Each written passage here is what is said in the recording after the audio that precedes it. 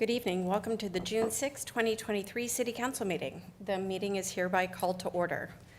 Members of the public may attend the City Council meeting in person or may watch and listen remotely by viewing the meeting on Channel 8, WCTV, and at the city's website at www.wayzata.org/WCTV.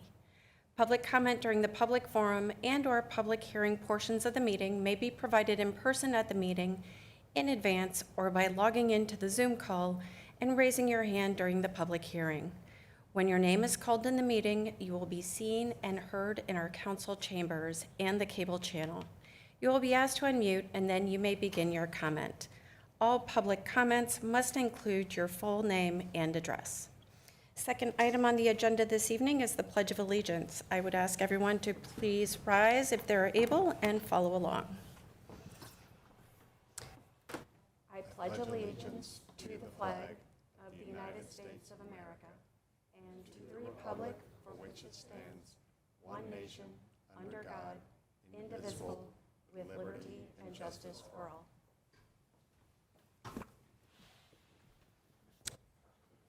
Thank you. Third item on the agenda this evening is the roll call. Please note that council members Plekish and Iverson are absent this evening. I'd also like to note that earlier this evening, the council participated in a workshop where we reviewed and discussed the updated capital improvement plan. Our next item is for us to approve the agenda. May I have a motion to approve the agenda as is, or would anyone care to make any changes? Madam Mayor? Yes. Sorry, if I may just make a suggestion for the council. I would request that the council discuss item 8C, which is the consideration of development application at 200 Lake Street East, as the first item of new business. Ultimately, staff is recommending that we table the item, but it should be still a part of the agenda. And the quicker we take action on the tabling or whatever that council wants to do, the more we can get folks that are watching or here associated with that item out the door if they want to leave, so we can get that one over with. So I'd recommend that 8C be moved up to the first item under new business. And I'd also ask that anybody that is here to speak on behalf of that application to, if it is tabled ultimately, to hold those comments and come to the June 20th meeting as a result too. Very good. Thank you. We may lose all of our viewership. We may. All right. Council, any concerns with moving that item up to the first item under new business? None from me. I think it's wise to have the five of us here. Okay, very good. Then would someone care to make a motion to approve the amended agenda, moving item 8C up to 8A? So moved. And a second? Second. Further discussion? All those in favor say aye. Aye. Opposed? That motion passes. Next up this evening is a public forum. As a reminder for those members of the public in attendance this evening who are interested in speaking, we ask that you please state your name, address, and indicate if you're representing a group. We also ask if you could limit your comments to 3 minutes. If the item you wish to speak about is something that is on this evening's agenda, for those of you who are in person, please fill out a form at the table in the back of the room and hand it to staff. For those watching via Zoom, please send a note via chat to staff and let them know what agenda item you wish to speak about. We will also require that your camera is turned on when you speak. We do have one item this evening in the public forum, and that is a presentation of the Sustainability Champion Award to the Wayzata Community Church. City Manager. Thank you, Madam Mayor. Parks Planner Nick Keyser is going to walk us through this first annual award, I believe. Yes. Thank you, Manager Dahl, Madam Mayor, and Council. So I'm excited to be here tonight to help present, like Manager Dahl stated, the first ever Sustainability Champion Award for Wayzata. And I'm happy here to be represented, to have the representatives of the Wayzata Community Church here. And then we also have Mr. Casey Shermack and Lauren Lindelof from the Energy and Environment Committee here as well to help present the award. So this is the first award of its kind here within Wayzata. This award really came out of the Energy Action Plan work that we and the committee worked on for the past 3 years now or so. Through that work, we really talked with a bunch of different businesses, organizations throughout the city through their kind of sustainability projects and initiatives, and kind of help and learn from them on what they would could want from us and how we could help them move forward on some of their projects. And talking with the Wayzata Community Church, they've gone far and beyond away kind of what we've heard from any other business or organization so far within the city here. So that's why essentially the Energy Environment Committee selected the Wayzata Community Church to be the first recipient of this award.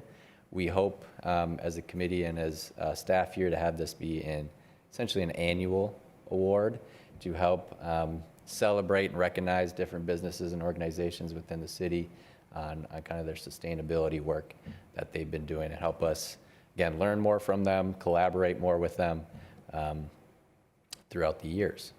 So I'm going to actually hand it off to Casey Shermack here to kind of give us a little bit more perspective from the Energy Environment Committee side of things, and then we'll welcome the representatives from Wayzata Community Church up here too to say some words on whatever they would like. Great, thank you, Nick. Good evening, Mr. Shermack. Hello there, council and staff.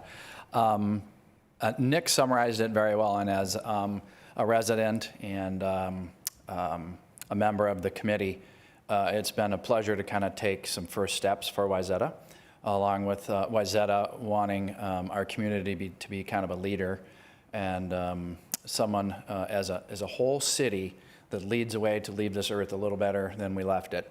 Wayzata is taking some good steps in that direction, and so proud to be involved in it, and you as a council should be very proud too, because we've taken some very good steps. As we reached out to both residents with options and things they can do, businesses, and places of faith, Wayzata Community Church, John Estrom is a dear friend, and we go way back, and for years I've been a member of the church, and the efforts that they have made, actually as a leader and somebody that we could be following, was such a kind of a pinnacle building and land for our city. They've just done a wonderful job. We hope that some of the stuff we're doing will help them take some additional steps. They actually might be chasing some solar, which I would like John to kind of tell some things they've done over the years, because they have been, as we've discovered, kind of out in the forefront of this. So if we could have John Estrom, and if he's going to come up solo, but we'd like to present this award to him and the Wayzata Community Church. Excellent. Looks like we're going to get a full team here. As we should, yes. So, why don't you say a few words, and then we'll probably snap up. Okay. Yeah. I did prepare 45 minutes, so I hope that You'll be 42 minutes over the time. Okay. No, I'm just teasing. friends and council, for 140 years, Wayzata Community Church has been meeting the needs of this community. In fact, I remember having a few council meetings in Methuen Hall at Wayzata Community Church. But we truly want to take the lead in taking care of this beautiful world that we've been given. The path to Wayzata Community Church's success and sustainability has been to take a small, manageable piece and to change it. For example, after church on Sunday, a lot of people like coffee, especially me, and they all used to use foam cups. Well, one change that we could do was to change from foam to paper. That cost about $3,000 a year to make that change, but we did that. But another part of our success was to try something, and if it doesn't work, go back to it and rethink it and try it again, and then try it again and again until you get it right. From VFDs to pollinator gardens, receiving grants and working with Hennepin County, working with the Scouts, and doing Eagle Scout projects that better the environment is something that we've been doing. And what I'm really excited about is that we finally have approved putting solar panels on Wayzata Community Church's roofs. We do have to run it by you guys first. I think so. But I think we have a shot. I think First we have a step. shot. Baby steps. Yeah, but it's all really looking good. And I especially want to thank these folks, past and present, the boards, the building and grounds at Wayzata Community Church has worked hard. And I think the first time that we had a dedicated person that was just for sustainability was back in 2010. And since then, we've been making baby steps, and it's become a pretty big deal. So with that, I just want to say thank you, City of Wayzata. It's been good, and I'm excited to receive the award for our church.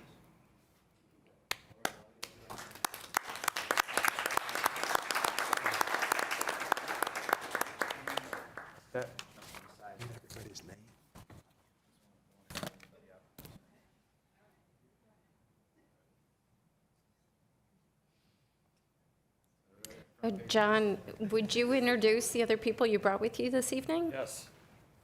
Oh, why don't you guys all introduce yourselves?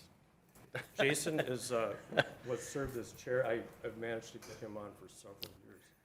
I think he's broken some rules to keep me on as long as he has, but Jason Park, I'm the immediate past chair of the Building and Grounds Committee at Wayzata Community Church, and a scout leader at Wayzata.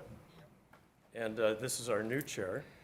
I'm Brian Trunk. I'm also scout leader with Troop 283, Wayzata. George Roberts. I'm behind the scenes of the building doing maintenance work. And Wonderful. George is in charge of sustainability on the custodial team. Oh, wonderful. Yeah. Well, welcome to all. And John, I don't think you shared with everyone your role at the church. I'm director of building and grounds at Wayzata Community Church, and I just celebrated my 42nd year working for Wayzata Community Church. So.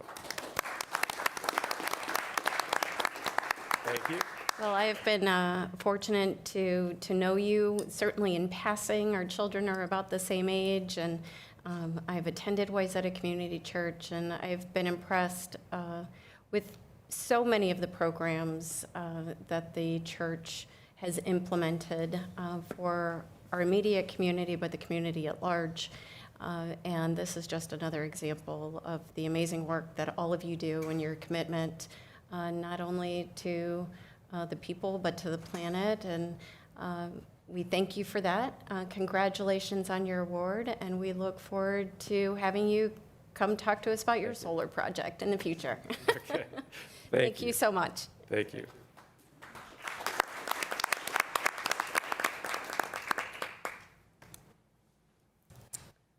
Okay, I don't have any other forums for the public forum. City Manager, do we have any remote comments as part of public forum this evening? Madam Mayor, we do not. Okay, then we will move out of the public forum and we will move on to new agenda items. Council, do any of you have any new agenda items you'd like to discuss or bring up? No? All right, then we will move on to the consent agenda. This is a long list of items to run through, so please bear with me. This evening on our consent agenda, we have approval of the City Council workshop and regular meeting minutes of May 16, 2023.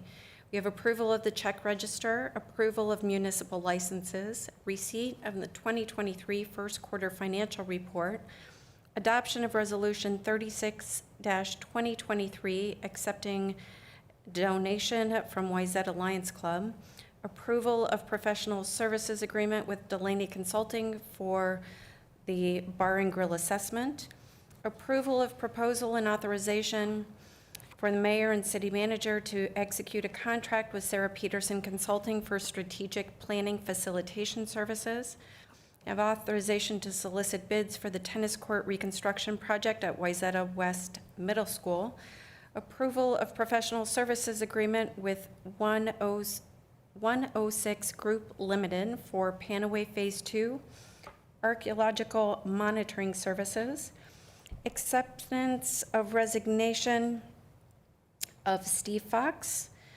from the Housing and Redevelopment Authority, HRA Commission. We have approval of modified special event permit for the Wayzata Art Experience, and approval of plans and authorization for staff to solicit bids for the Ferndale Road Sidewalk Improvement Project. Members of the council, any questions or items you would like to pull for separate discussion? I have a comment. Yes, please go ahead. I found a change on the minutes, and on page 15,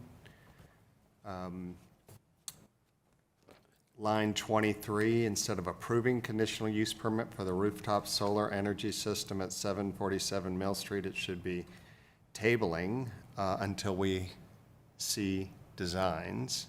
I'm sorry, what, could you repeat what line? Line 23. Oh, on yes. Page Okay. 15. Any other changes?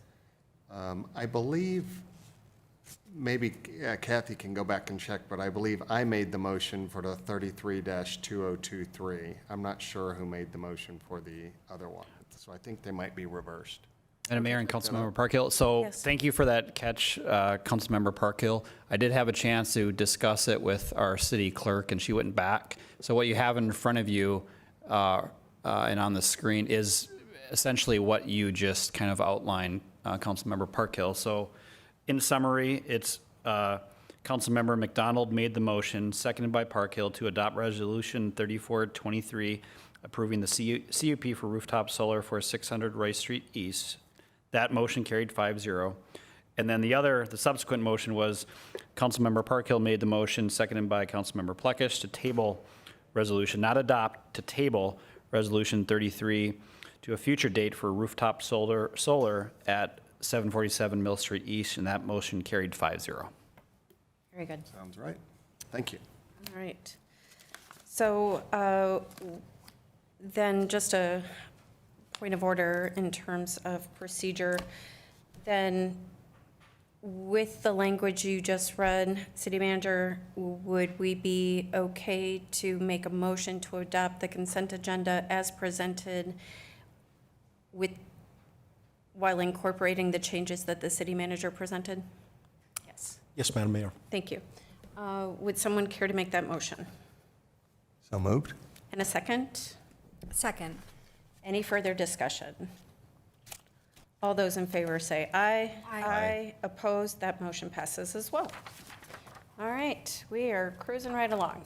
As we discussed at the beginning of the meeting, we did adjust the agenda for this evening slightly, and we are moving item 8C, which is to consider Resolution 35-2023 denying the rezoning CUPs for parking and first-floor residential shoreland PUD/CUP, shoreland impact plan/CUP, and design review at 200 Lake Street East to the first item for discussion this evening, with a recommendation from staff that the item be tabled due to the fact that we have two council members who were not able to be in attendance this evening.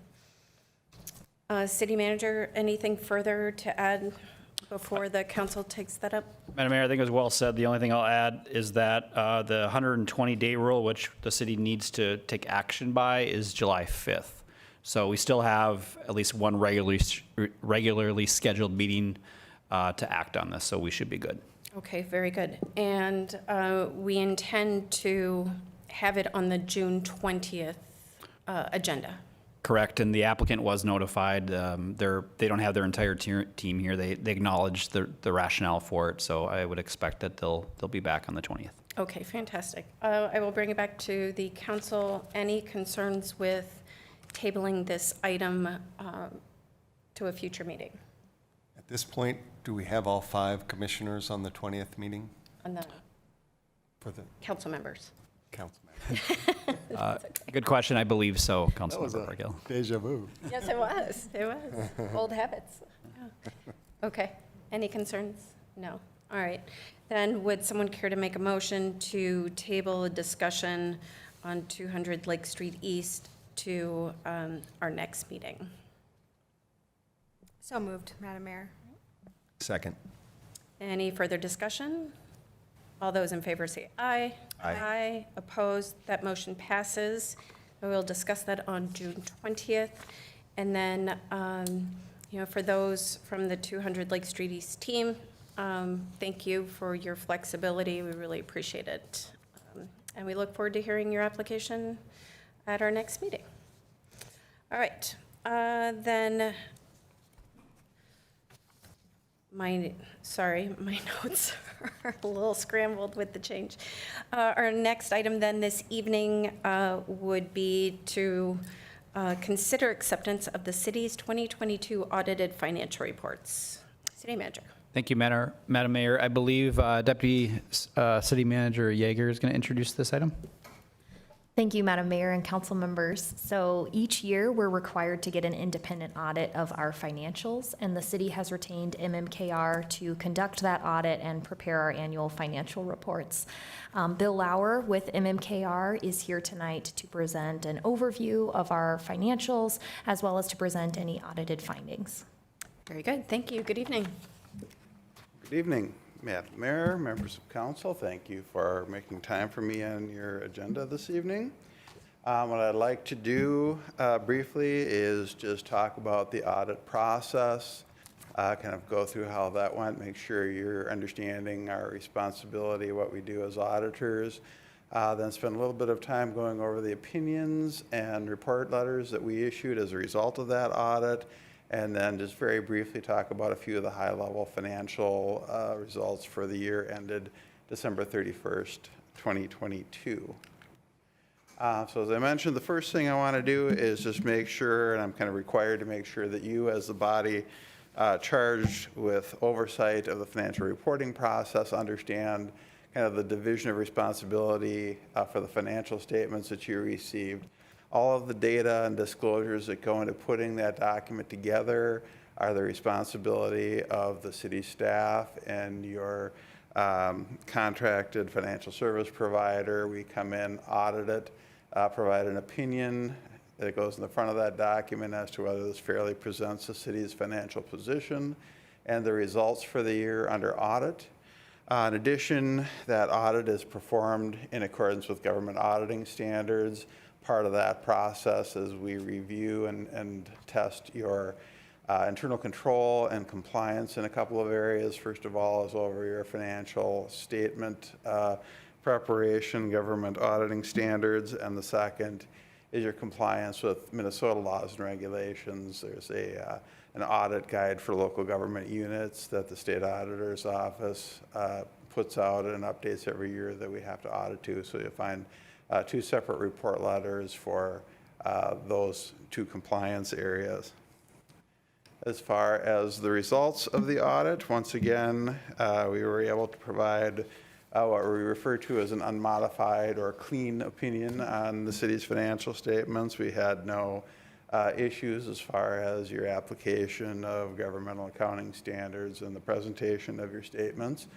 We do have a paragraph in the opinion this year calling out a change in financial reporting that your city and basically all government units with a 12/31/22 year end had to implement this year. There's a change in reporting of lease activity. In previous years, lease payments and both received and paid out were essentially running through your current year activity, unless it was what was used to be referred to as a capital lease, where you're actually purchasing something. That was the only place you saw those. This change kind of put those on the balance sheet, basically. So if you're a lessor in agreement, as the city is, you've got a number of leases where you're leasing space on your metropole, for instance, for cellular antennas, you're leasing space to the library. So now those agreements are shown as leases receivable on your balance sheet, and there's an offsetting deferred inflow of financial resources that are reported in the funds where you're taking those payments in. And then as lessee, you do have an agreement actually for the site where the city's metropole is located with the school district.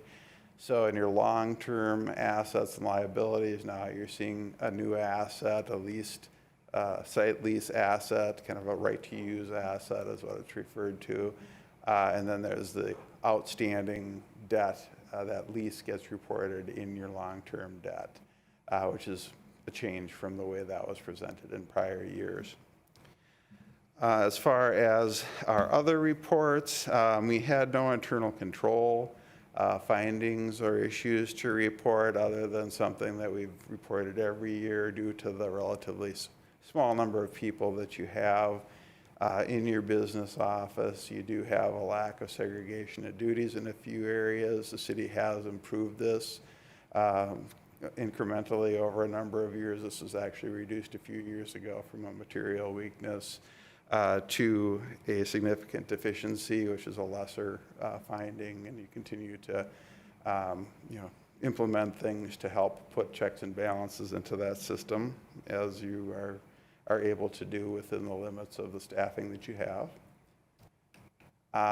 We did not have any compliance findings to report this year, either on the reporting level or on your compliance with Minnesota laws and regulations. So a very clean audit for 2022.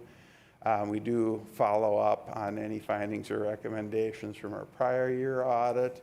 In 2021, you implemented or you changed basically your external payroll service, and in that transition, some of the documentation changed. There's some kind of old statutory requirements to get some declarations signed, which is getting harder and harder to do now that everything's electronic.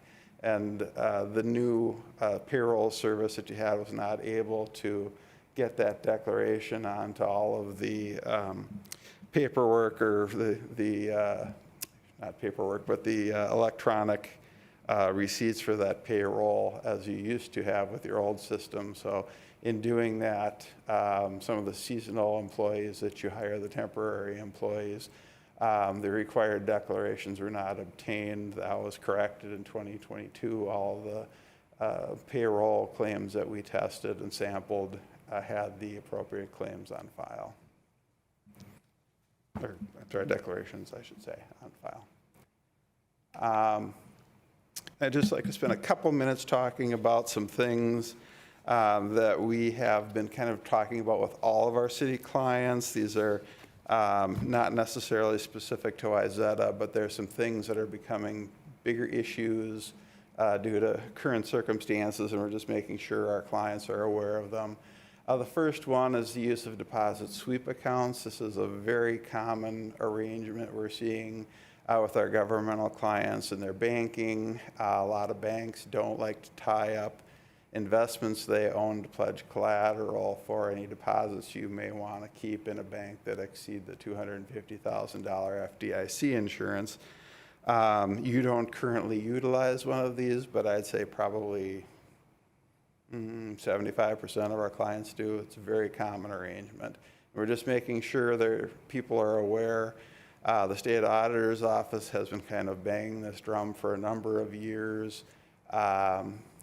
Kind of the way the sweep works is anything over that $250,000 is getting swept out of that account at the end of the banking day and either into another bank to get additional FDIC coverage or into some other investment type vehicle that does not require collateral to be pledged. The issue arises when there's a lag between when the bank the money is being swept out of is recognizing that transaction and when the bank that is receiving those funds recognize the transaction. And almost always, unless it's within the same banking system, there's a day lag. And legally, that means at the end of that business day, the bank the money's supposed to be coming out of is still holding those dollars. So if it's over $250,000 at the end of that business day, they don't have collateral, technically you're still at risk for whatever you have on deposit in excess of that $250,000. The Office of the State Auditor actually included this for the first time in their legal compliance manual as a required audit step for all auditors because of the increasing importance they're seeing for this, and we're seeing some of the first bank failures this year since the 80s or 90s when the S&L crisis was going on. Just kind of highlights the importance of making sure that your deposits are safe. And again, you do have a few dollars in the 4M fund. That's one of the ones that has a sweep arrangement attached, but you don't use that as your primary account. So you aren't currently having any of the issues with this, but just to be aware if your banking arrangements do change that you're keeping that in mind. The other thing is credit card policies. This is something, again, more and more electronic transactions going on, less audit trail or harder to keep that kind of paper trail, for lack of a better term, of approval and support for those transactions.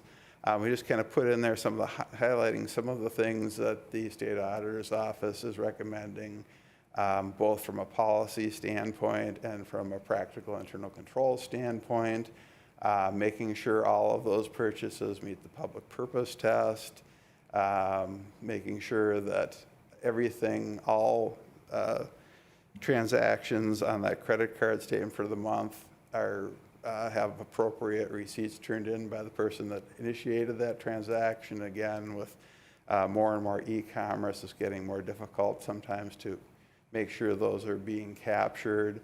As far as council review, a lot of times you're designating the approval of that monthly bill to a member of staff, but you're seeing them after the fact. And one of the things the state auditor's office is very adamant about is that you shouldn't just be seeing, one line saying Visa bill $25,000 or whatever, that you should see enough detail of what makes up that monthly credit card bill, so that if you do have questions, if you want to ask for support for a particular transaction, that you have enough information to be able to do that.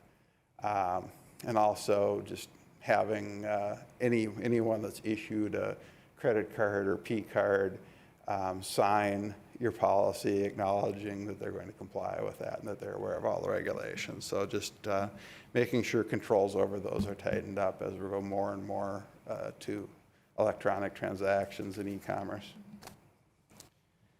That is kind of it as far as reports. Before I move on to some of the financial results, any questions on anything that I've covered? I don't think so. No. Okay. Then I will briefly go through some of your financial position and results for the year ended December 31st, 2022. The city maintains two types of funds, governmental and proprietary. Your governmental funds that are presented here are your general fund, special revenue funds, debt service and capital project funds, and these are your funds that are financed more with kind of the public dollars, the tax levies, the state aids, not with user fees. So this is showing at the end of 2022, you had total fund balances in all of your governmental funds of just under $13 million. That was a decrease of about $682,000 from the year before.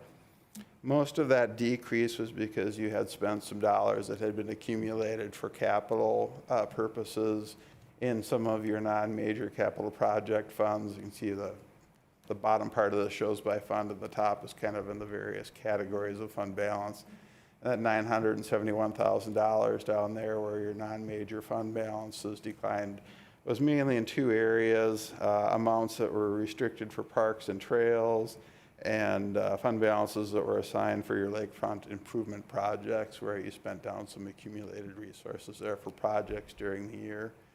Offsetting that a bit, your general fund had positive operating results of about $349,000. That pretty much corresponds to that increase in unassigned fund balance you see on the top part of that presentation. Drilling down to the general fund, which is your primary operating fund, this graph shows your financial position over the past 5 years in terms of your year-end cash balance, which is the yellow bars, and then your fund balance, which are the blue bars. That green line there is your annual outflows, your expenditures and transfers out, just to give you an idea of how those numbers compare to the size of your operation over time. At the end of 2022, You had just under $3 million in cash and investments in your general fund, an increase of about $209,000 from the year before. Your total fund balance in the general fund was about $4.36 million.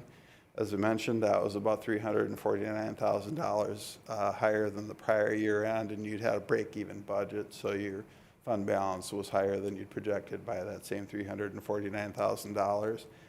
The unassigned portion of that can be used for any purpose was about $2.5 million, and that represents about 35% of your annual outflows based on what you spent in 2022. That's up from about 28% roughly at the end of the prior year. If you include all fund balances, which includes kind of the biggest other piece of that is some non-spendable fund balance that you have, which represents a long-term receivable that you've got from your HRA for an interfund loan of about $1.5 million.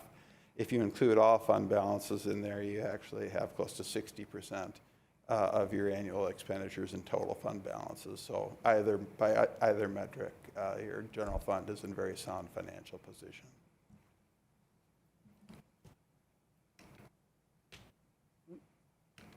There we go.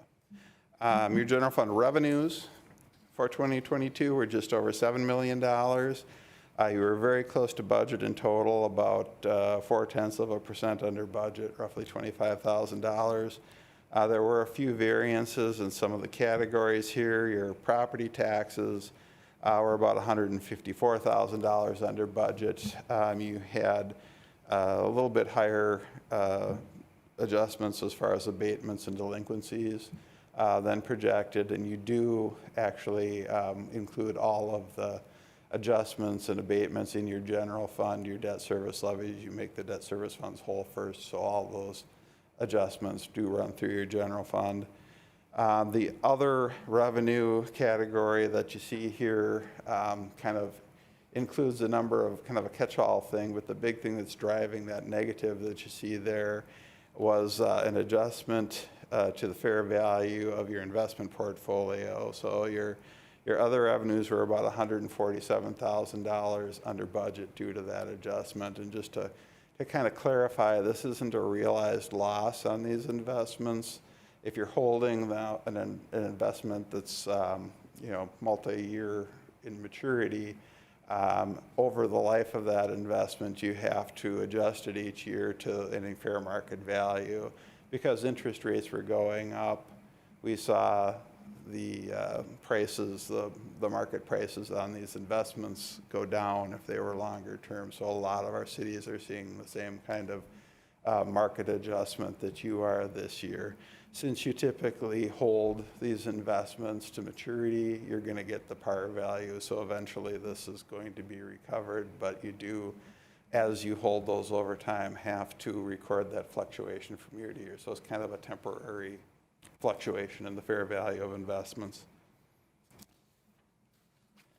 On the expenditure side, you spent about $6.7 million in the general fund in 2022. You were under budget by about 3%, and it was really spread over every category you see here fairly evenly. Some of the areas where you had larger variances, your administration and finance function was about $45,000 under budget, planning and zoning about $33,000, police about $40,000, engineering about $41,000. All of those basically were in personnel costs, open positions, things of that nature. Also, your parks, recreation, and forestry function was about $51,000 under budget, and that was mainly in contracted services. The other type of fund that the city maintains is your enterprise or proprietary funds. So these are operations that are financed primarily through user fees. You do have 4 funds: water, sewer, solid waste, and stormwater, that are kind of what we've typically referred to as utility fund types. Very capital asset intensive, as you see the breakdown of net position by function on top there, about 79% of your total net position at year end of $17.6 million is in that investment in capital assets, and a lot of that is the infrastructure for your water, sewer, stormwater funds. You also have the vehicle licensing operation that you run out of City Hall here, and of course the on and off sale liquor store that you operate. So in 2022, your total net position for all of your enterprise funds declined by about $874,000. Mainly that was due to the fact that you transferred about $916,000 out of these funds into the governmental funds that we just talked about. About $434,000 of those transfers went to support your general fund operation, and another $482,000 went into various other funds, mainly for capital improvements. Actually, if you look at revenue prior to transfers, all of your funds, the water, sewer, licensing, liquor funds all had positive operating results. Your solid waste fund had about a $10,000 operating loss, but that was covered by a roughly $19,000 county recycling grant. The only fund there that actually did have an operating deficit for the year was a stormwater fund, and that was mainly because your contracted maintenance went up by about $125,000 compared to the year before. You had more maintenance projects going on there this year. The one fund I did include a graph for, just to give a little more context to, your liquor fund. As I mentioned, you do run both an on and off sale operation for the city. Your sales in total for 2022 were about $6.9 million for the liquor fund. That was an increase of just under $600,000 from the year before. Your bar and grill sales were up by about 21%, roughly $633,000. Your off sale did go down by about 1%, a little under $40,000 decrease from the year before. Gross profits were a little less than 50%. You were about $3.4 million in gross profits. That was up by about $407,000 from the year before. Your operating expenses were about $3.3 million, and you did have kind of a change here. You worked with the state to correct something that was being done wrong down there as far as the tips that your wait staff at the bar and grill collecting being eligible to generate pension contributions for those employees. So there was about a $225,000 prior period adjustment because the city had to go pay 3 years in arrears, where you had to go back and calculate what wasn't paid for pension contributions on those tips. And that adjustment also ran through 2022 through your liquor fund.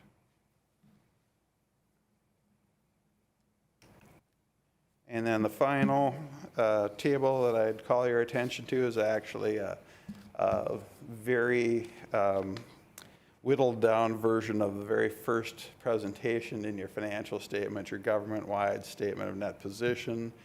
So this takes all of that fund information we just went through. Your governmental fund information is presented on a modified accrual basis, so it only includes current assets and liabilities. It doesn't include capital assets. It doesn't include outstanding bonds or long-term liabilities for employee benefits. So on this financial statement, that information is converted to that full accrual basis. All that long-term information is brought into play. So it gives you kind of a longer-term understanding of your financial position and the change from year to year. And also, the city does have another legal entity that's included in its financial statements. Your HRA is what's referred to as the component unit. Because of the way it's structured, it's presented in these financial statements, but it's not combined or blended into the funds of the cities. It's kind of a standalone presentation. So the top 2/3 of this kind of shows your change in financial position of the city, the primary government. And for the city itself, you had about $70,000 of total net position at the end of the year. It was a decrease of about $2.3 million. Once again, roughly 78% of that, 79% represents your investment in capital assets. You had about $8.3 million in unrestricted net position in the governmental activities, and that $2.7 million you see in business type. That's kind of dollar for dollar what you had in those enterprise funds. Then that last third of this presentation at the bottom there is your HRA component unit. You've got about $2.2 million in net position in those funds. That's an improvement of about $935,000. Mainly what you're seeing happening here is some of your tax increment districts are now that you've got the improvements in place, they're generating more tax increments. So you're starting to see a deficit where you kind of pre-funded some projects as you're collecting the tax increments on that captured tax capacity. The position of these funds is going to improve, and you're going to get rid of that unrestricted deficit that you see there on the bottom of $1.3 million. That's primarily due to some funding that you provided up front for projects in your downtown TIF district. So as that is now generating those tax increments, that should be getting paid back over time. So that was everything I had intended to cover from a financial standpoint. Threw a lot of numbers at you, questions, or I don't know, or if there's anything else you wanted to call out that I might have missed. Nope, nothing to add, Bill. Okay. It's been a full night of numbers. All right. Questions from the council? There was one thing that stood out to me that I was curious if you could elaborate on, was a bit more about the deposit sweep accounts that sounds like the state auditor recommends and we're not using. Is it as simple as a change to our depositing account, or how would that be something we would remedy? No, they're not recommending that you use it. It's just a very common thing. Banks are actually the ones that pushed that more than anything, because if they put a sweep arrangement in place, then they don't have to tie up investments they own to pledge collateral for your deposits. So banks are the ones that kind of came up with that arrangement. What the state auditor has been pushing is, hey, there's risk here that people aren't paying attention to because of that lag, that day lag in this, when one bank is recognizing the money going out and the other bank is recognizing the money going in. At the end of that business day, if you got a big deposit, you might have dollars that if that bank went out of business, they wouldn't be covered by insurance and you wouldn't have any collateral pledged. And because of some of the things that are happening with some of the banks out west, a couple of failures, they've been really pushing to make sure that all local governments that are using those arrangements are aware of that risk and are working with their banks to make sure that you're covering your deposits and not putting those deposits at risk. You currently don't have an agreement where that's going to be an issue for you, but it's very common. The 4M fund is used by, I'm not even sure, I'm sure it's well over 50% of the cities in the state that has that type of arrangement built into it. So it's just something we're kind of putting out there for all of our clients. Be aware of that. If you do change what you're doing, currently your bank is pledging collateral, but if they start pushing you to go into some kind of sweep arrangement, make sure you're considering this and how that's put together, and that you're covering your deposits at the end of every banking day. Okay, that was a great clarification. I appreciate that. Sure. So that was all I had. Okay. I have one Jeff? question. Yes, please. So I'm more used to financial accounting, and am I looking at this as a balance sheet and our assets as a city is $69,887,000? Is that what basically that number means? Are you looking at the slide Yeah. that's up right now? Yeah, it says government-wide net positions, Yes. so. So the kind of the top 2/3 of that is for the city itself, and that 69 million is your total net position. That includes your investment in capital assets for both your enterprise funds and the ones that serve your governmental activities. That's why those aren't in your like your general fund doesn't report capital assets. The reason they added this presentation to your financial statements is to give you that full accrual, long-term look for both your governmental and your business type activities. Does that include our buildings Yes. and depreciated or undepreciated or? It includes your buildings, the depreciation on your buildings. It includes any bonds that are outstanding that you issued to pay those buildings. It includes your proportionate share of the PERA and TRA statewide pension plan underfunding, any unpaid long-term vacation. All of those things are included in your enterprise funds, so that business type activity, that middle part there is going to kind of be dollar for dollar with what we talked about for your enterprise funds. But all those long-term things aren't reported in your governmental funds, but they are here. So this gives you that full picture with the capital assets, with the long-term debt. Thank you. Sure. For the education. Okay. I have a couple of questions with regard to the recommendation that was called out with regard to credit cards and our policies. And I think this is directed more to Ms. Yeager. So can you tell me, I have a number of questions. One, who is authorized to have a P card? Two, I understand we have policies in place and we have to submit receipts. Has everybody signed a policy acknowledgement, understanding the public use test and everything else?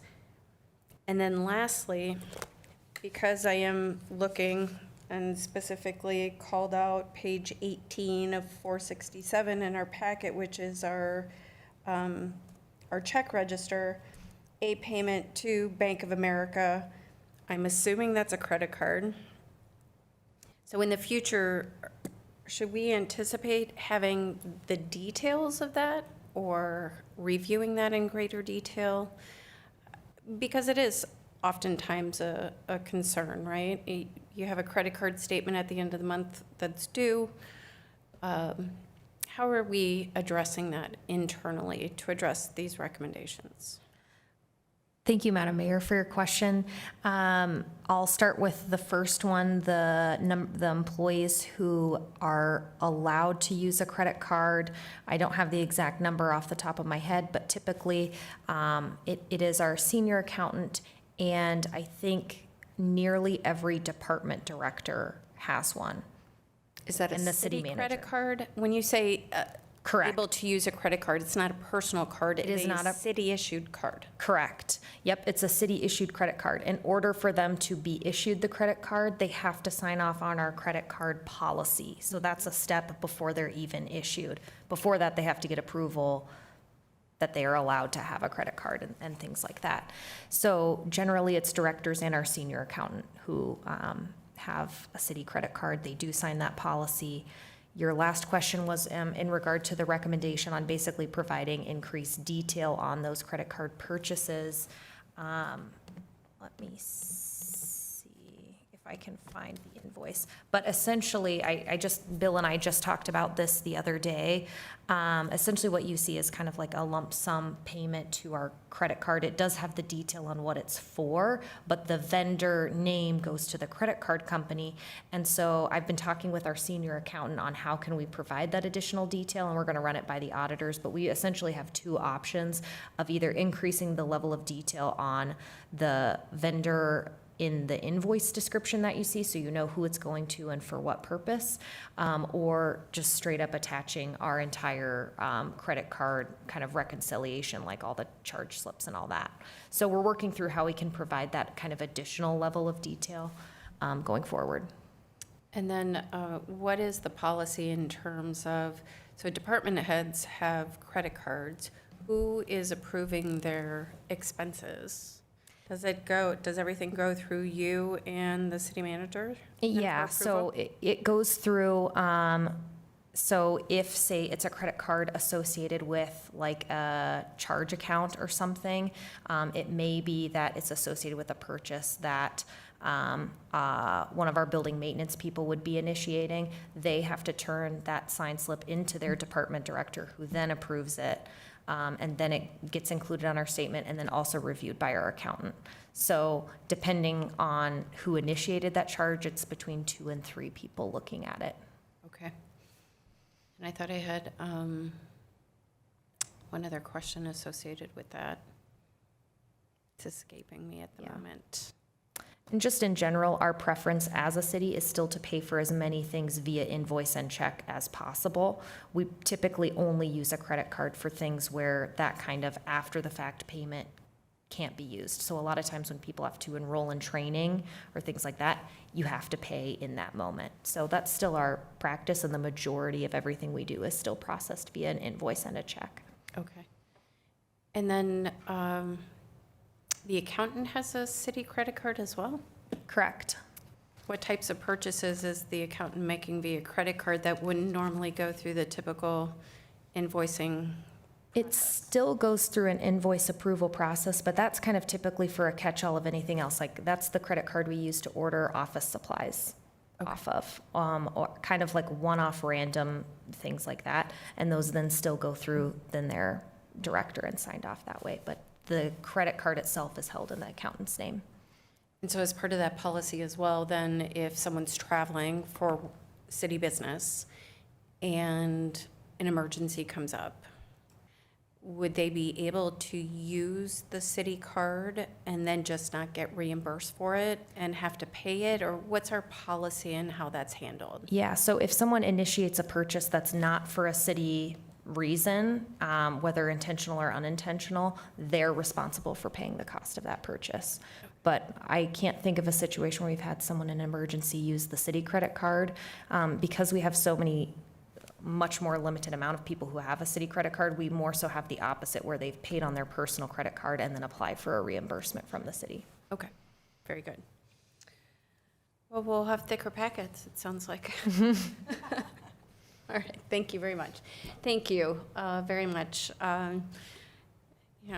Going through financials is something we have to do, but we appreciate the diligence certainly your firm has taken in reviewing every year where we stand. And all in all, you would say green light, thumbs up? Yes, I would say. Okay. No compliance findings this year, and nothing to report from a internal control standpoint other than the segregation of duties limitations. So yeah, it's a very good report card. Wonderful. Thank you so very much. Thank you. All right. So do we need to make a motion to accept the auditor's report? Madam Mayor, I'd love that, yeah. Okay, perfect. Then if there's no further discussion from the council or questions, would someone care to make a motion to accept the city's 2022 audited financial reports? I'll make that motion, Madam Mayor. Thank you, Molly. And a second. Second, Madam Mayor. Any further discussion? All those in favor say aye. Aye. Opposed? That motion passes. All right. Still under new business, our next item is to consider the award for a contract for dock construction for Panaway on Wayzata Bay to J.F. Brennan Company, Inc. City Manager. Thank you, Madam Mayor. Our Public Works Director and City Engineer Mike Kelly is going to walk us through this item. Fantastic. Good evening, Mr. Kelly. Good evening, Madam Mayor and council members. Before you tonight, we have our award of contract for our dock supply and installation. What that means is the materials and the labor to construct the docks at both the Broadway facility and the depot docks. On March 23rd, we accepted bids. We had 2 bidders, J.F. Brennan Company Incorporated and Tonka Built LLC. We brought this forward for a summary on April 4th, and at that time we decided to hold off on the action for this item, primarily because this particular item was about $500,000 over the estimate. This is kind of a summary of our overall funding for our Panaway project. Is there a button? Yeah, Aurora did that cool thing. I'm going to point that out. He does lots of cool things. I had a cut and paste on here that really looked like junk, but Aurora made it look pretty. As you can see at the bottom of the page, in our overall budget, we have a funding gap of about $412,000. I'm going to kind of repeat that. The project cost, the bids were about $500,000 over our anticipated estimate.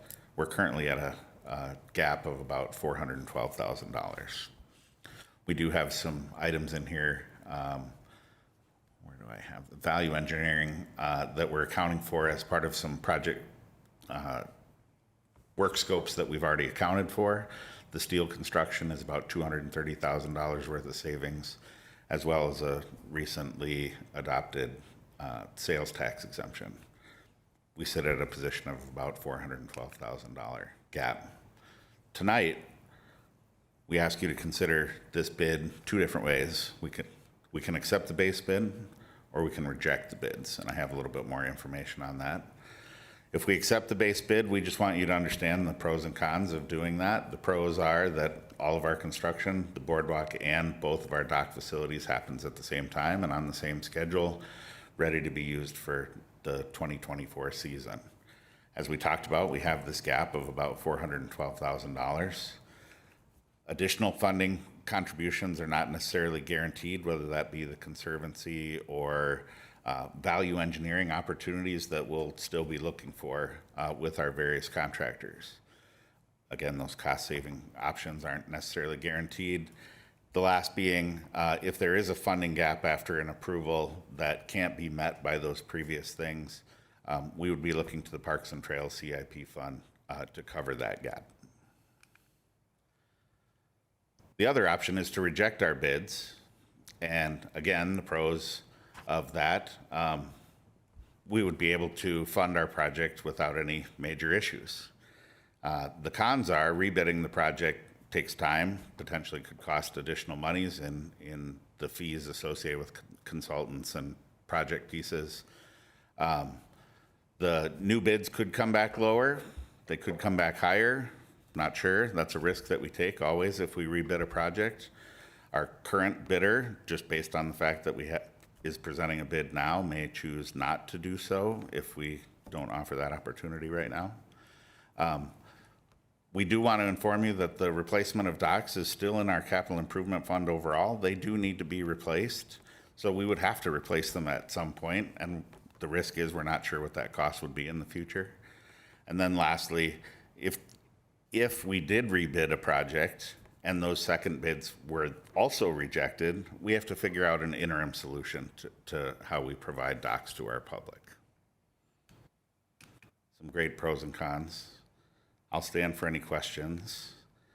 Our recommendation would be to award the docks to J.F. Brennan Company. We understand that there is that funding gap, but we feel that overall through the entire gamut of our current contracts that we'll be able to lower that gap or minimize that gap. And with that, I'll stand for questions. Wonderful. Thank you, Mr. Kelly. Before we get to questions, because I know I have a couple, I don't know if my peers do as well, could we make it just a little bit colder in this room? It's very warm. Or are we maxed out on the AC?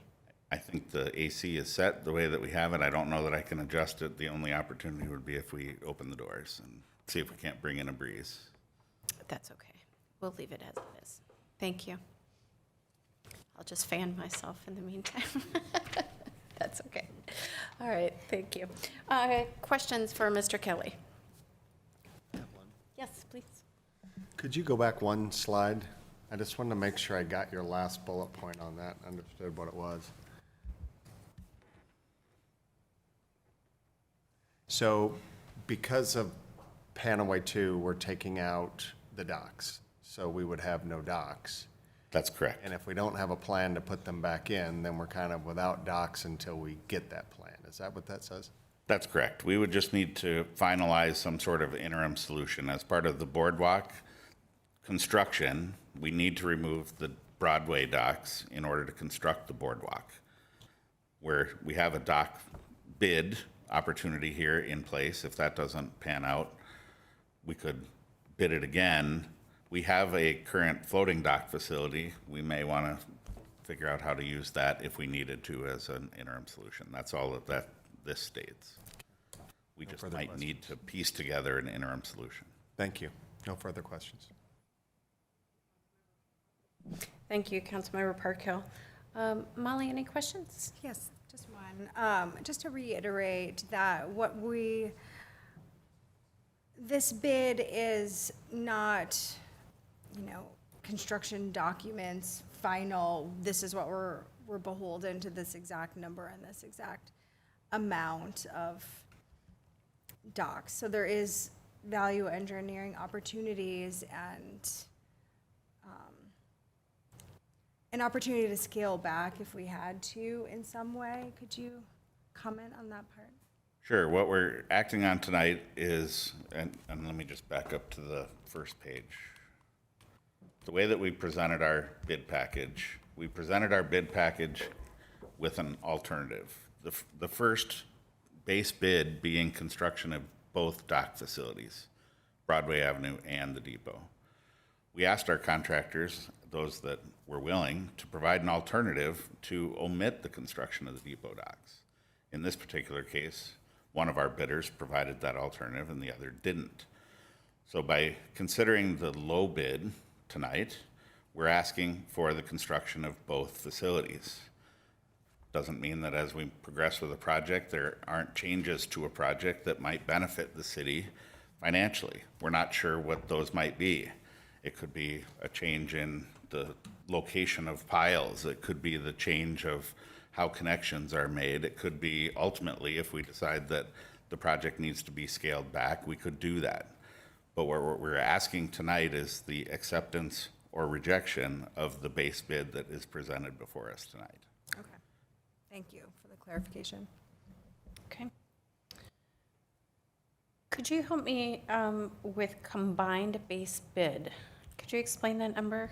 Yes, the combined base bid, as part of our bid package, we actually bid out 4 or 5 different work scopes as part of the overall bid, and contractors could participate in bidding on any or all of those components. And in this particular case, both of our bidders bid on other components of the project, but were not successful in being the low bidder on those. Nor did we feel that considering the combined base bid would be in the best interest of the city. Okay. And so am I reading this right, that for the lowest base bid with JF Brennan, alt 2, omitting the construction of the depot docks, that's a $0 reduction? That's correct. They did not, it's actually an NA, it was not provided. They did not provide Okay. an alternate Okay. bid. All right, very good. So we have, to summarize, we have some levers that we can pull if we were to accept the bid going forward.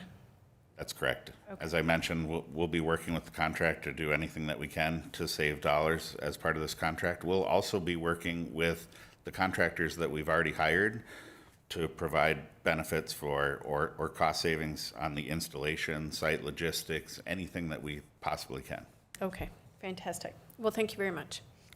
All right, I do have one individual who would like to speak on this topic, Mr. Peter Hitch, and I hear him feverishly in the background, so I bet he has a lot of phenomenal updates for us today.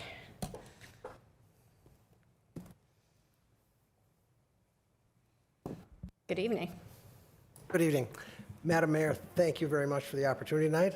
Other council members, I'm pleased to come talk to you tonight and talk to the staff also. And you are here on behalf of the Wayzata Conservancy, correct? I'm here on behalf of the Wayzata Conservancy, and I cannot tell you how excited I am to come before you tonight to talk to you about Panaway's growing popularity. And it's going to be evidenced by what I have to tell you tonight. Since your approval of the $500,000 lead gift from the Karish family on May 2nd, we have experienced a phenomenal resurgence of support for the Panaway project in its entirety. Specifically, and this is entirely new information for most people, over the last 3 weeks,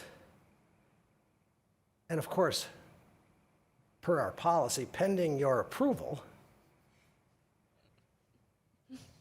we have agreed to an unrestricted pledge of another $500,000 coming from a former Wayzata resident on Ferndale and most recently in Harrington House. We should be able to consummate this before the end of June, but at the latest before the end of July, depending on approvals, signing documents, and everything else like that. But I've actually gotten the last draft pledge in the mail yesterday. This resident has also spoken for one of our $5,000 stone benches on the west lawn. So that $412,000 gap you were seeing there will be covered by this gift. Then I should point out that we also had a great spring splash. I don't know who had an opportunity to attend, but it was very popular, lots of attendance. And as a result of that activity, a Deep Haven family with young children and a long-time user of Lake Minnetonka was triggered to give us a pledge for $25,000 for one of our step downs on the lake walk. Now, I don't know if you've had the opportunity to be down on Panaway over the last couple of weeks, but you must have seen the popularity of what's going on down there, and particularly this last weekend. My gosh, you could hardly walk down there, it was so busy. I was down there with my 7-year-old granddaughter, enjoying the fountain across from the ice cream store. And while I was sitting there, talking to the families that were there and asking them for permission to use photos of their children in our social media, 2 of them pledged for 2 stone benches. So that's another $10,000 we can add to the funding for the project. Finally, just this afternoon, I received a phone call from a woman whose friend had recently died, unfortunately, but who had spent most of last summer and much of this spring sitting in one of those Appalachian chairs overlooking Wayzata Bay. And she wanted to buy one of those to dedicate to him. So this is why I'm so excited to come to you tonight, to tell you about this resurgence of support for the project, which now totals, including the Karish gift, $1,052,500. With that, I'll ask you for any questions. Wonderful. Well, thank you, Mr. Hitch. Questions? Well, it is definitely exciting to hear about this kind of fervor that is building, and I suspect that when the barges start, lining up, and it's going to get even more. You're going to be even busier. I will say there's a downside to this, yes. Yes, yes. But I just have to commend you for all your hard work. And I mentioned to City Manager Dahl the other day when we had our all-city staff meetings. Our first one was out on Panaway in the morning. And as I was leaving to get back to my car, there were a couple of families there with their young children in the splash pads. I know. And there was nothing better than to see these teeny tiny little ones that were just running around and having so much fun. And it is really what this is all about. Exactly. It is bringing people of all ages together and just true enjoyment of the lake and each other and the environment. So it does warm my heart to see all of that. So I'm glad to hear you're sharing it with your granddaughter as well. Well, that for sure, but we're sharing it with the city of Wayzata also. Oh, well, thank you. Well, thank you very much. So it sounds like things are in the works and the check is in the mail, almost? Yeah, checks. Kinda? So good news is one check has come in and been cleared. Fantastic. Good. Lovely. Thank you so very much. All right. So that's great news. It sheds a different light on decisions. So we do have a recommended action here, and that is to award a dock supply and install contract to JF Brennan Company, Inc. in the amount of $2,590,000. Someone care to make that motion? So moved. Second. Motion has been first and seconded. Any further discussion? All those in favor say aye. Aye. Aye. Opposed? That motion passes as well. All right. Let's see. We are still, this is our last item under new business, and that is to review, it is a review of Panaway Phase 2, Lake Walk and Docks Logistics Timeline and Communication Plan. City Manager. Thank you, Madam Mayor. A timely item since we just talked about our docks and kind of the next step there. Jessie Houlihan of Onyx Strategic Partners, she's also our owner's rep for this project, is going to give us an update. There's a lot going on, obviously, with the start of construction of the actual boardwalk.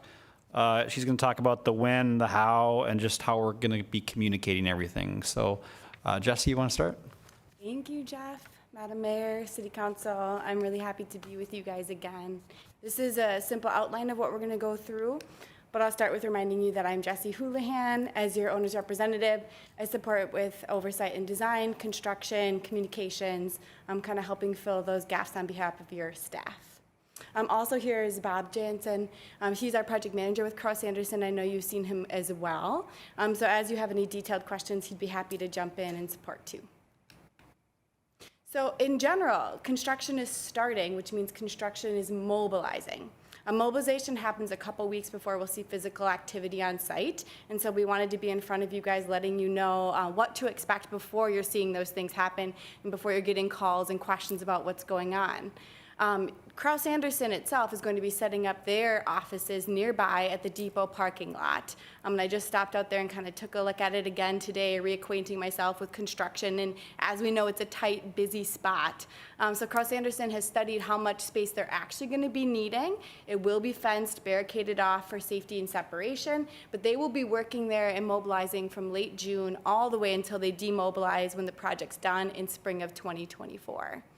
Their prime contractor that's doing a lot of the foundation work, the structure work, a lot of that assembly, they're going to be mobilizing across the lake at NTH Enterprises. That company, as you recall from awarding the bid, is called Zenith Tech. They're going to be mobilizing sooner on June 12th. Probably not going to see or notice that as much as it's not really nearby, but that's going to be primarily where a lot of those big deliveries are going to be going. They'll be setting up a crane there as well that will be receiving materials as they come in, moving them onto the barge that's going to be going across the bay to where we'll be assembling here in the bay from the water. So you really won't see a lot of that construction activity taking place, right here with Cross Anderson. They will have some staging of materials. They might have some contractors having a small amount of materials on site there. They will be managing and physically present there, but a lot of that construction is going to kind of get loaded up and moved across the bay here. So just what I talked about there, this is the site logistics map.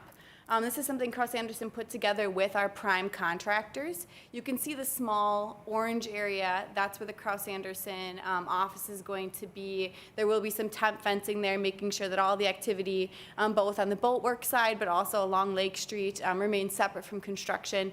You'll see that small map, and I know you guys have this in your council packet as well. It may not be a lot easier to see there either, but you can see that map has a line kind of showing us where is that barge going to be coming across the lake, ideally a couple times a day for deliveries. And just talking to Bob tonight, it's about an hour-and-a-half long commute each way. So we're going to have a pretty exact process to how we're putting this together to try to get about 2 deliveries in each working day across the lake. That yellow line that you see in the bay here is a combination of floating silt fence. You know, we have silt fence on site, on the earth when we're doing projects to keep the dirt from moving around. Similarly, this floating silt fence is going to keep the construction debris, anything that's getting agitated, to the appropriate construction area. And there'll also be floating buoys. That'll really be connotating where regular boat traffic can go. And then within the limits of that fence will be where construction activities are taking place, assemblies happening, and we're not going to want folks, you know, boat or pedestrians within those limits. The silt fence itself, however, won't be up in its entirety immediately. And that's because Cross Anderson wants to make sure, and we all want to make sure that folks can use those Broadway docks for as long as possible. The way they've arranged their schedule, we really won't be taking those docks down till after August. So we'll be kind of, you know, working our way, gosh, what direction is that? Are we actually going from west to east? Right. Yeah. So we'll be working, and you can kind of see the dates in there too. We'll be working early in that first chunk, then we'll be mobilizing and continuing to move our way east there. Safety and separation is key on land, and it's key in the water in this case to make sure that folks can assemble and make sure everybody's safe in the process. You will see big activity happening in the bay. Hopefully it will be a draw, but never a concern or an issue. As you guys may know, you already have very flexible hours within the city as to when contractors can be building. Right now it's Monday through Sunday, 7 a.m. till 6 p.m. Right now, Cross Anderson and their prime contractors are planning to work Monday through Friday, but during the limits of those hours. With getting those 2 shipping and assembly deliveries per day, they're going to want to use those hours as much as possible. But you will see pile driving end, not at 6 o'clock. Bob's thinking closer to like 5. So that last hour as things are getting hot and busy out on Lake Street, hopefully there won't be any sound effect. They'll just be making their long commute back to NTH Enterprises. We have a number of ways we're going to communicate this. I'll end my presentation going through that a little bit more, but I do want you to know where there is existing signage and in a few additional locations along Lake Street. I'm talking about this project. The Conservancy has done a great job with that initial signage. We will have small signs next to them with a QR code and link where you'll be able to go to the website and learn more about the construction that you can see taking place in the bay. Again, these are big images, kind of hard to disseminate, but a CPM schedule is a critical path method schedule. And a CPM schedule is put together so that you can see this critical path weaving its way through the project as so that if any element of that critical path was affected, it would affect the overall duration. That's just what that means. A CPM schedule is it's all linked. So as one activity would change, it would show the duration of how that would trickle through and affect the project. Cross Anderson made their initial schedule. Now that we have our prime contractors awarded, including a new one after today, they get data from those folks that get built into this schedule, so it's updated and validated by our prime contractors. With that, they can see that critical path, and we can also pull out these important milestones that are going to be taking place in construction. I know I called that out in my memo as well, and I just mentioned earlier too, we'll be mobilizing here in June pretty soon. You'll start to see construction taking place, or the assembly and the arrival of the barges that are going to stay in place. Mind you, the barge with the crane here in the bay, that will stay in place through the duration of construction. We'll have the barges out before the lake freezes. There will be a crane over at NTH Enterprises. There will be a barge coming back and forth with those deliveries to that fixed barge with the crane that will be setting it into place. You'll start to see that barge arrive in our bay later in June here. Pile driving is starting after the 4th of July holiday. We really can't disturb the bed of the lake itself until after a critical spawning event that lasts through the end of June. It's also kind of great to not start pile driving until after the 4th of July. That's just good.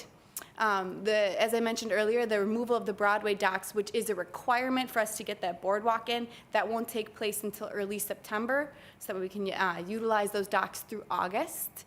Precast will start getting delivered this fall, so that you can imagine that underground work taking place, that foundation, that structure. Precast is going to come and start being set this fall. You'll see the barge removed before freeze out, and then just finishing, with our finished materials, railing, related electrical work and whatnot. Kraus Anderson expects the duration of the project in its entirety to be done at the end of March of 2024. So as you can imagine, just like with our first phases of Panaway, this work affects folks. We're in people's front doors, and we're next to operating businesses where deliveries are coming out, and also folks are walking up and down this stretch. They're going to be watching construction. They're going to be around. So we want to be good communicators and make sure we plan, ask good questions, engage people before we're out there. As such, we're hosting an open house here at City Hall this Thursday. At that meeting, Kraus Anderson will be there, us, city staff, and we'll be presenting the same kinds of things we're talking to you about today, and what they can expect, mobilization, what they'll see, and just ask questions of them for us as well. Outside of that standalone event, we do have an ongoing communication strategy and plan with Kraus Anderson. And the broader kind of group that's been working on this project. We have a lead contact there that will help us routinely get information from our project team that we'll be sharing through a number of different sources. First, we'll have a website that will be maintained. The website's already created. We just gotta, I think, activate it or share it. I think it exists and is active. But on that, you'll see all the same things that I just showed you, but we'll also be routinely posting updated materials. So if the schedule changes, if things change from what we showed here, that's the source people can go to and see what is all of the most recent information. As I mentioned, we'll have a QR code and a link people can use to get there. So it's really easy for people walking by. We'll also send out mailers. Same kinds of people that were invited to the open house will also be getting a mailer with that QR code and that link, so they know where to go to find new information. We're also going to post progress updates just through the normal channels we already have, specifically the city newsletter and the chamber, which has great communication to the region. Lastly, we're hoping as we mobilize and work through this project, really there's going to be a lot of physical assembly happening this summer. It's going to be really exciting, and we're hoping we can make it an opportunity to promote the project more broadly as well. So that's communication. I know it's a lot, but do you guys have any questions for me or for Bob? Oh, thank you, Jesse. Questions? Yes. I'm just curious, Jesse, thank you for the update and the presentation. The pile driving portion of it, is it going to be, it's going to be pretty loud, right? Is it going to be super disruptive, do you think, for patio diners? And can you just give me a little bit of an expectation there? So. Yeah. I mean, I've heard pile driving or deep structural work happening not in the water. Right. I have not personally heard what this will be like in the water, and it is something. It's a pounding that you hear for sure. I think that's part of the goal of being done earlier in the day. Hopefully, as folks are wanting to be out on patios for dinners, it's less affecting that. But I think we should expect during the pile driving work to be hearing it during working hours during the day. Bob, do you have any further details on just how loud? Bob, why don't you go up? Thanks. It will be similar to what you experienced outside of the water as well. Okay. It'll be a constant hammer kind of going. I mean, it'll be sporadic.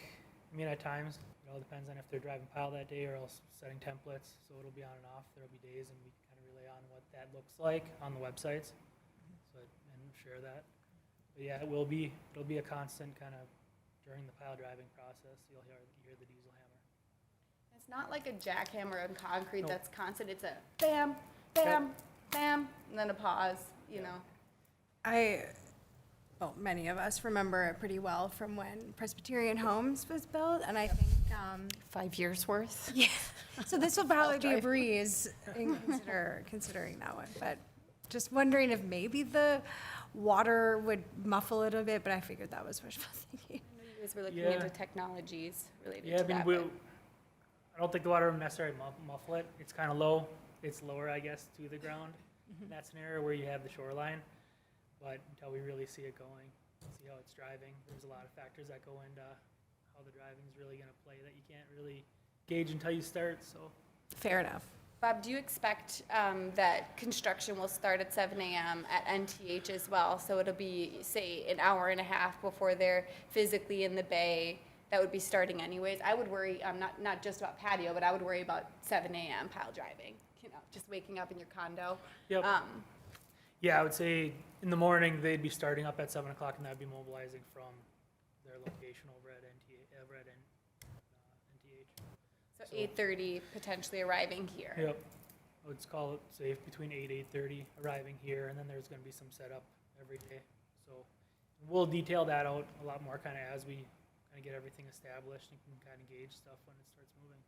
So 9 to 3, probably. Ish. Okay. Or Not 5? making promises, yeah, I think that's a safer window to assume, you know, because even demobilizing, just like there's a setup every day, they'll have to demobilize and get back at the end of their working day. Yep. Of course. Okay. Thank you. Thank you. Jeff? Quick question, yeah. Yes. On the docks, the depot docks and the Broadway docks, I know we just approved those. Does the timeline change much? And maybe it was in here, but it was, what, are we still on for March and finish in March and be all set for next year with those also? It's a great question, Bob. On the docks, we'll be working with Brennan to really identify what the lead times are with that and how it plays into the winter months. I know some of the approach and the way that the dock package was bid, the real intent was to have the docks final installed by Memorial Day, I think is what we have in the actual bid documents for Okay. them. So there's a lot of different ways to install those docks. So now with approval of the contract, we can sit down and work out the logistics on the dock side over the next month or so. So that'll be our big. Okay, focus coming up. so it's going to extend it a couple months is what it sounds like. Potentially on the dock side. Yeah, Okay. could potentially fit within your existing schedule, or contractually, they have to deliver it before Memorial Day. Yep, Is that- contractually per the bid documents, they have to deliver the docks by Memorial Day. Great, I think that'll be great. Thank you so much.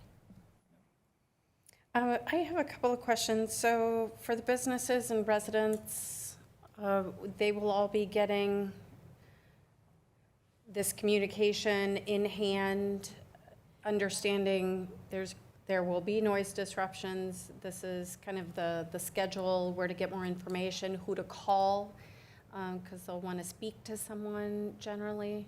Yeah, so they've are, those that are affected in nearby, so businesses, folks the city wanted and invited additionally, but also residents that are nearby, were already invited to the open house, and then we'll also get follow-up communication around where to go. And I agree, I think having personal contact info is important.